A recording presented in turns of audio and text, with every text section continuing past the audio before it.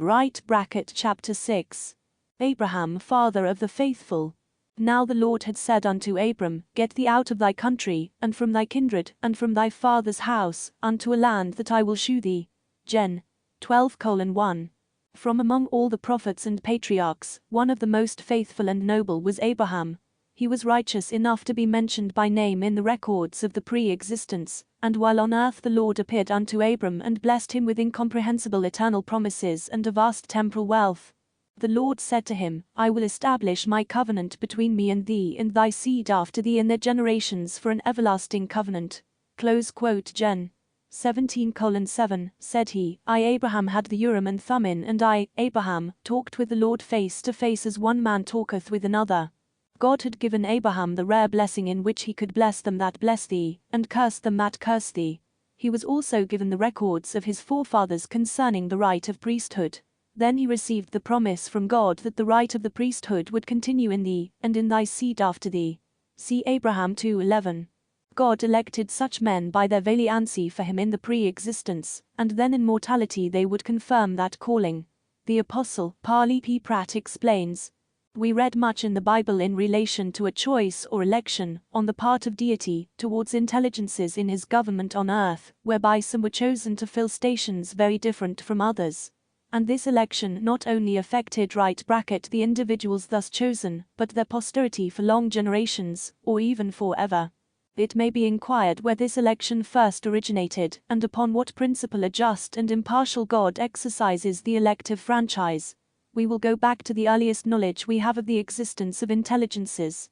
We'll learn from the writings of Abraham and others, and from modern revelation, that the intelligences that now inhabit these tabernacles of earth were living, active intelligences in yonder world, while the particles of matter which now compose our outward bodies were yet mingled with the native element, that then our embodied spirits lived, moved, conversed, and exercised an agency. Among the intelligences which existed in the beginning, some were more intelligent than others, or, in other words, more noble, and God said to Abraham, Thou art one of them, thou wast chosen before thou wast born. Noble. Does he use the word noble? Yes, the word noble, or that which signified it, was used in conversation between God and Abraham, and applied to superior intelligences on earth, and which had pre-existed in the heavens. ******. Now the Lord did not predicate his principle of election or nobility upon such an unequal, unjust, and useless order of things. When he speaks of nobility, he simply means an election made, and an office or a title conferred, on the principle of superiority of intellect, or nobleness of action, or of capacity to act. And when this election, with its titles, dignities, and estates, includes the unborn posterity of a chosen man, as in the case of Abraham, Isaac, and Jacob, it is with a view of the noble spirits of the eternal world coming through the lineage, and being taught in the commandments of God. Hence the prophets, kings, priests, patriarchs, apostles, and even Jesus Christ, were included in the election of Abraham, and of his seed, as manifested to him in an eternal covenant. Although some eternal intelligences may be superior to others, and although some are more noble, and consequently are elected to fill certain useful and necessary offices for the good of others, yet the greater and the less may both be innocent, and both be justified, and be useful, each in their own capacity. If each magnify their own calling, and act in their own capacity, it is all right. Parley P. Pratt JD 1:257-258. Genesis 16 and 17 are chapters with proof of God's plan of election or selection. Abram and Sarai, in their desire for a son, provided a means by his taking another wife, who was Hagar, their handmaid. Although Ishmael was born from this union, he was not acceptable to God for the fulfillment of the promised blessings, and God rejected Abram's plea that Ishmael might inherit those great promises of birthright and the priesthood. Note also that later Sarah suggested to Abraham, Cast out this bondwoman and her son. For the son of this bondwoman shall not be heir with my son, even with Isaac. Abraham was troubled over this, but God said to him, Let it not be grievous in thy sight because of the lad, and because of thy bondwoman, in all that Sarah hath said unto thee, hearken unto her voice, for in Isaac shall thy seed be called. Here again the wisdom and election of God overrules the desire or will of men. Isaac had the greater promises because of the merits he achieved in the pre-existence, and the will of man cannot change it. Abraham soon became well acquainted with the Lord's laws and promises regarding his posterity. When Isaac came of age for marriage, Abraham called his servant and made him swear by the Lord, the God of heaven, and the God of the earth, that thou shalt not take a wife unto my son of the daughters of the Canaanites. Gen. 24:3. He was ordered to go back to Abraham's former country and take a daughter from those of his kindred. Abraham also promised him that if he would go to the land of his kindred, an angel would go before him. This divinely inspired mission provides a most pertinent account for those who would break down racial right bracket barriers. If there is no difference between peoples and races, why did Abraham make such definite demands that no women from the Canaanites would qualify? Why would the angel of the Lord direct the servant so far away from the Canaanites, if there was no difference in these races? The blessings or cursings of God were decreed upon all the nations of the earth, by the manner in which they dealt with Abraham and his children. God said to Abraham, I will make of thee a great nation, and I will bless thee, and make thy name great, and thou shalt be a blessing. And I will bless them that bless thee, and curse him that curseth thee, and in thee shall all the families of the earth be blessed. Gen. 12:1-3. Thus, the destiny of nations receiving either a curse or a blessing was deliberately established by God as a result of their conduct toward the children of Abraham. If they were helpful and cooperative, they would be blessed, but if antagonistic or troublesome, they would be cursed. When Abraham was taken captive for not bowing down to idolatrous gods, he was placed on an altar, and was to be killed by their priests. Then the voice of Jehovah spoke to him, saying, I have come down to visit them, and to destroy him who hath lifted up his hand against thee, and my power shall be over thee. God broke down the altar and killed the priest, and to make things worse, he brought a famine in the land, so that everyone else suffered the consequence of trying to kill Abraham. God then gave the promise. And I will bless them that bless thee, and curse them that curse thee, and in thee, that in thy priesthood, and in the seed, that is, thy priesthood, for I give unto thee a promise that this right shall continue in thee, and in thy seed after thee. Abraham 2:11.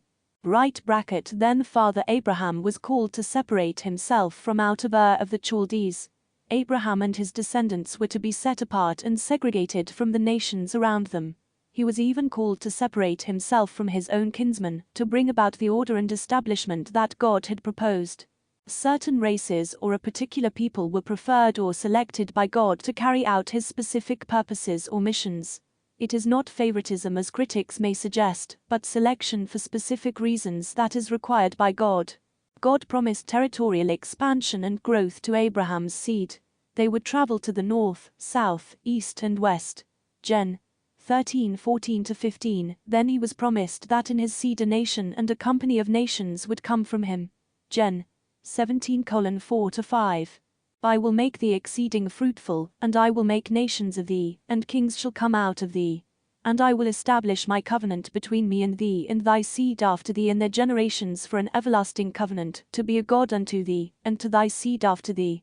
Gen. 17:6-7. The race of people who would become the progeny of Abraham were chosen by God to serve him, and fulfill the laws and ordinances of his gospel on earth, by the rites of the holy priesthood. It was because of the promises of God that the rights of the priesthood would continue through his seed. The priesthood was a birthright to Abraham's children, and for this reason he was called the father of the faithful. Isaac. Since the Canaanites were of the Hamitic tribes who could not enjoy the priesthood, Abraham was greatly concerned about the marriage of Isaac to a young woman of the proper lineage, so that the promise of the Lord concerning the priesthood could be perpetuated through him. To marry a Canaanite would cut the promise off because the children of such a union could not receive the priesthood.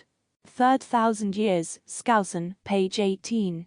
The Lord was depending upon Abraham to establish the patriarchal line of authority through his children. Isaac was the son that Abraham depended on to carry out that responsibility, even though Abraham had other sons. Abraham carefully labored to preserve and perpetuate the priesthood birthright through this son Isaac. He was a miracle baby, born when his mother was 90 years old and his father 100. A year before he was born, his parents were told what his name should be, and also that God promised ... I will establish my covenant with him for an everlasting covenant, and with his seed after him. Gen. 17:19. But all appeared to be doomed when the Lord commanded Abraham to take Isaac to the land of Moriah, and offer him there for a burnt offering. Heber C. Kimball inferred that it was an offering for sin, and therefore an obligation that could not be restrained.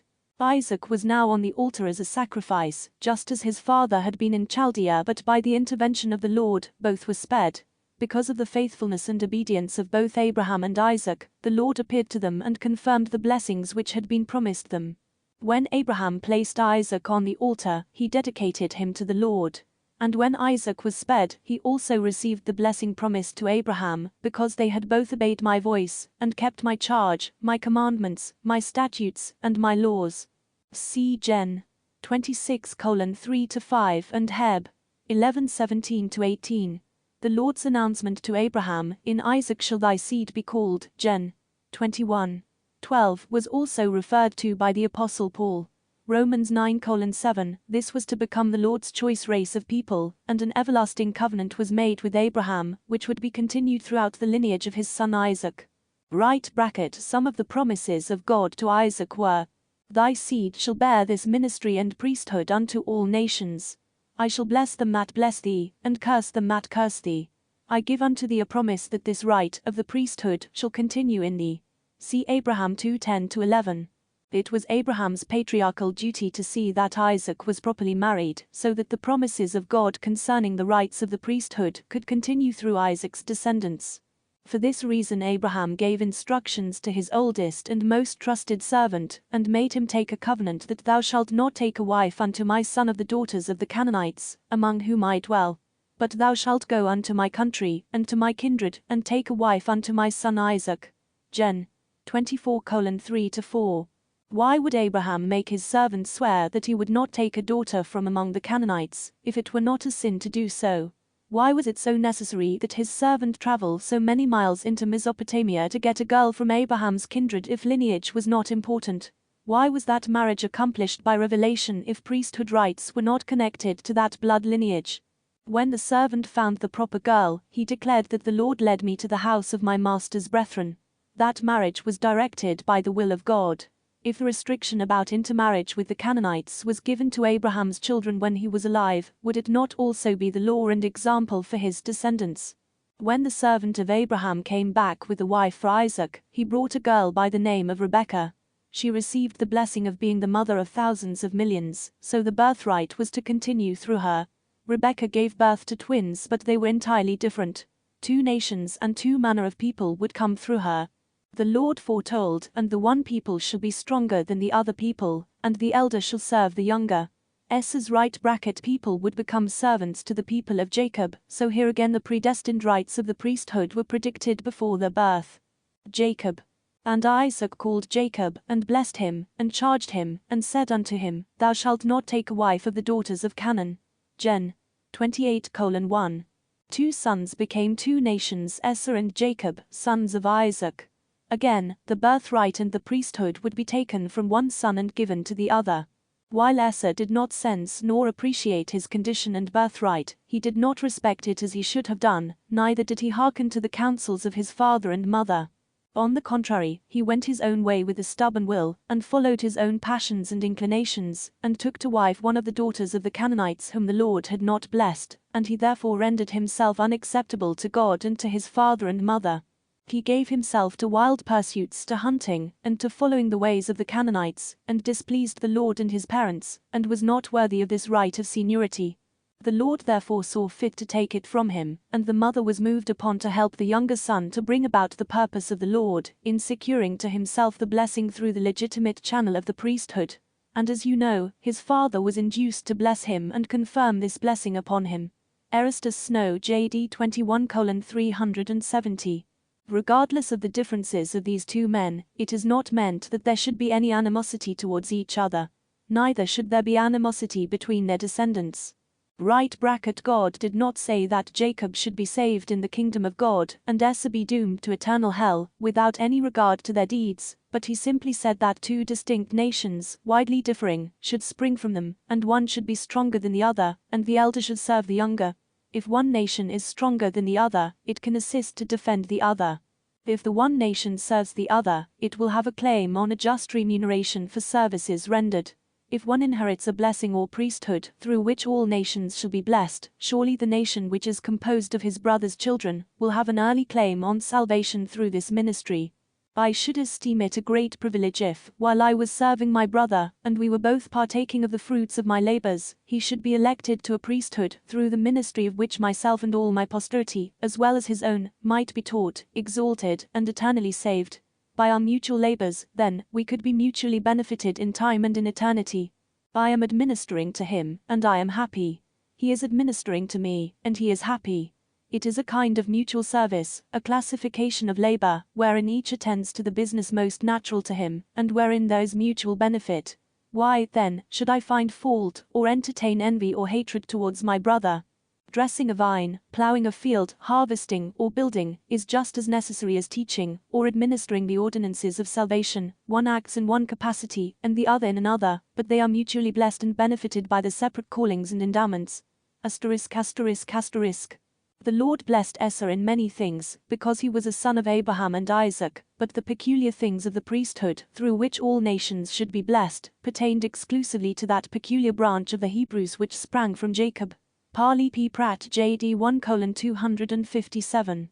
Esau hated Jacob, and he said, "The days of mourning for my father are at hand, then I will slay my brother Jacob." He was a villain with murder in his heart.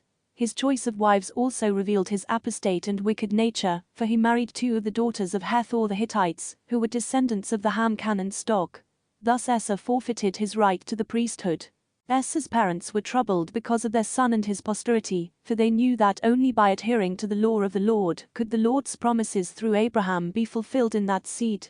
Esau, by his refusal to abide by the covenants and the laws of God, removed himself from those rightful promises. Isaac called Jacob to him and confirmed the blessing that Jacob had obtained by trickery, because of the Lord's will in the matter. Esau failed to conform to that restriction of the Lord that said, "Thou shalt not take a wife of the daughters of Canaan," so Jacob then obtained those promised blessings. He was instructed to go to the house of his mother's father to take a daughter of Laban, his mother's brother. Gen. 28:1-2. After he did this, Isaac said to Jacob, "And God Almighty bless thee, and make thee fruitful, and multiply thee, that thou mayst be a multitude of people, and give thee the blessing of Abraham, to thee, and to thy seed with thee." Gen. 28:3-4. When Esau heard the instructions his father had given to Jacob, warning him not to take a wife of the daughters of Canaan, he realized that his own conduct had cost him dearly. And Esau, seeing that the daughters of Canaan pleased not Isaac his father, then went Esau unto Ishmael, and took unto the wives which he had two Canaanite wives, Mahalath, the daughter of Ishmael Abraham's son, the sister of Nebajoth, to be his wife. Gen. 28:8-9.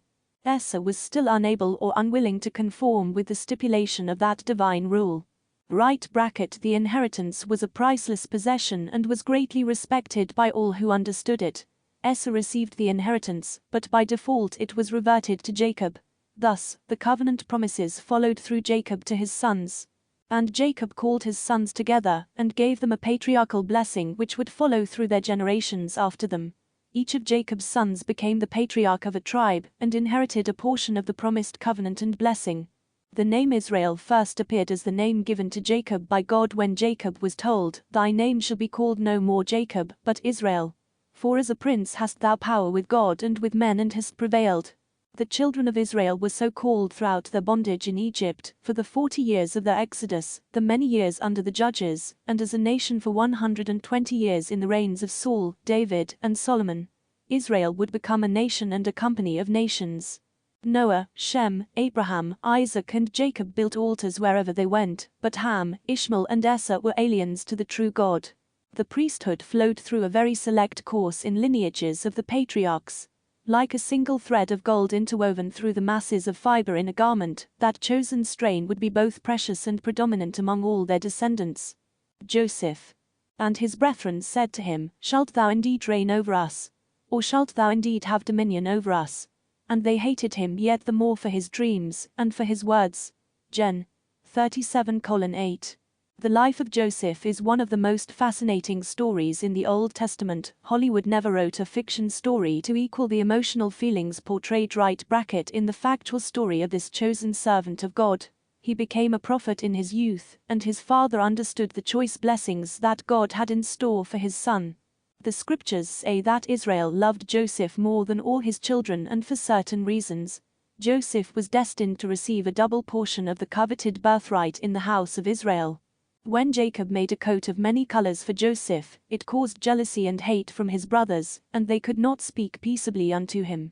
The coat was not just a beautiful coat, but was an object with profound meaning attached to it.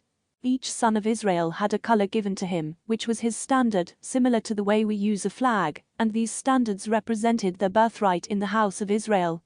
Joseph's coat was a combination of all the colors representing his right to rule over his brothers. This was the real cause of their jealousy and envy.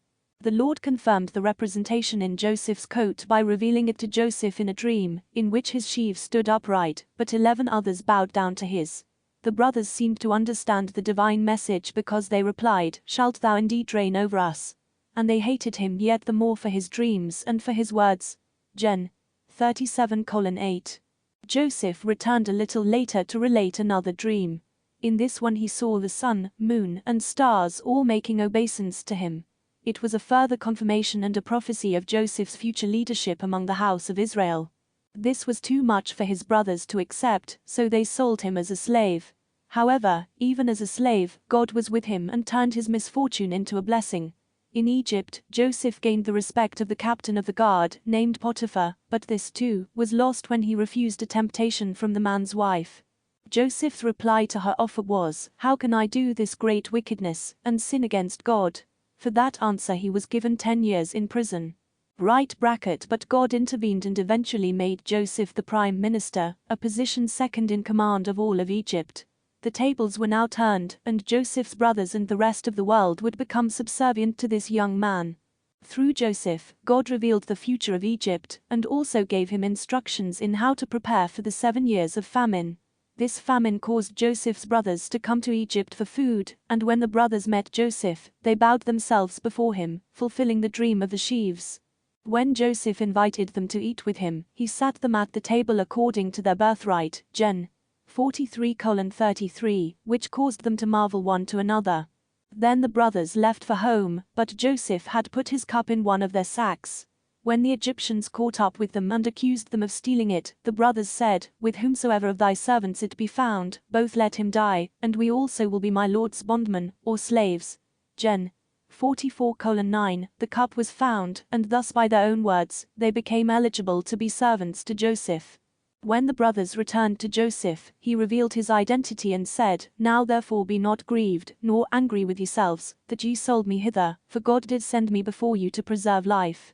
Then he added, "And God sent me before you to preserve your posterity in the earth, and to save your lives by great deliverance." Joseph had 2 sons, Manasseh and Ephraim, and probably many others, but these 2 would carry the promised birthright. The strange but important means by which birthrights are given once again took place in the favored lineage. Jacob called for Joseph's sons, Ephraim and Manasseh, and gave them a blessing and a birthright, said he. "And now thy 2 sons, Ephraim and Manasseh, which were born unto thee in the land of Egypt before I came unto thee into Egypt, are mine. As Reuben and Simeon, they shall be mine." Gen. 48:5. Reuben was the firstborn son of Jacob, but he forfeited his birthright, and it fell upon Joseph and his 2 sons. Now the sons of Reuben the firstborn of Israel, for he was the firstborn, but, forasmuch as he defiled his father's bed, his birthright was given unto the sons of Joseph the son of Israel, and the genealogy is not to be reckoned after the birthright. For Judah prevailed above his brethren, and of him came the chief ruler, but the birthright was Joseph's. Joseph must have caught the full implication of this plan immediately. It meant that his sons would be moved up as direct heirs of Jacob, each of them receiving 1/12 of Jacob's estate. It also meant that in the pattern of the priesthood these 2 sons would be adopted by Jacob to replace Reuben and Simeon, as his first and second sons. This meant that Joseph's house would be the major beneficiary, both materially and spiritually, of Jacob's priceless legacy. The Third 1,000 Years, Cleon Skousen, page 131. Manasseh was Joseph's firstborn son, but when Jacob started to give the blessings, he crossed his hands to give the greater blessing to Ephraim. Joseph objected by saying, "Not so, my father. For this is the firstborn, put thy right hand upon his head." But Jacob replied, "I know it, my son, I know it." Jacob then called the rest of his sons in and gave them all blessings, but the greatest was placed upon the head of Ephraim. The destiny of the priesthood would follow that lineage. Joseph made prophecies concerning his children's posterity down to the last days. He described their bondage, then their deliverance under Moses, their dispersion, and their final gathering in the last days. See Genesis, chapter 50, of the Inspired Translation. After Joseph's death, things went well for only a short while. Eventually there rose up a new king over Egypt which knew not Joseph. Then the Lord's people found themselves reduced to servitude and many hardships. The Egyptian taskmasters made their lives bitter with hard bondage, in mortar and in brick, and in all manner of service in the field. All their service, wherein they made them serve, was with rigor. Exodus 1:14. There were two reasons why God allowed his people to be reduced to bondage and slavery. 1. They were slothful and began to forsake their covenants with God, and 2. The Lord used this means to preserve their racial purity. Suffering would cause the Israelites to cleave to each other and to God. They would also be forced to turn away from the Egyptian customs and into marriage with them. During this time of bondage they continued to grow and multiply, but their sufferings caused them to seek for deliverance. In time God would send them two deliverers, one to lead them from temporal bondage, and another who would release them from spiritual bondage.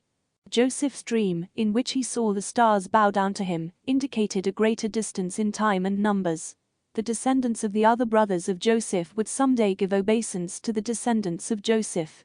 The rights of the priesthood were again bestowed with partiality through a particular lineage. Even among the 12 sons of Jacob, the greater blessings of the priesthood would be restricted to the house of Joseph not only while he lived but with his posterity.